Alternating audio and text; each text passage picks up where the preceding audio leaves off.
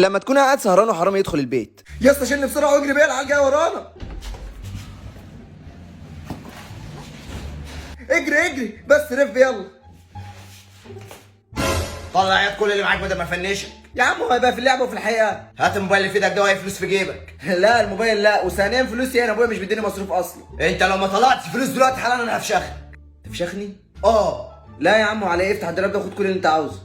اياك تتحرك.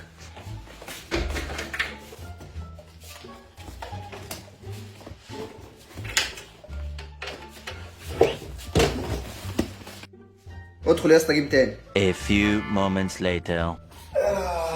صباح الخير يا ابني. صباح النور يا بابا. ايه ده، يعرف فين الفلوس اللي كانت هنا؟ في حرامي جه امبارح وسرقهم. يا نهار ابوك اسود وست تسرقهم. ما اصل قال لي لو ما جبتش فلوس هفشخك، فقلت له. قال لك هفشخك فقلت له اه. ده انا هخطفك. يا ماما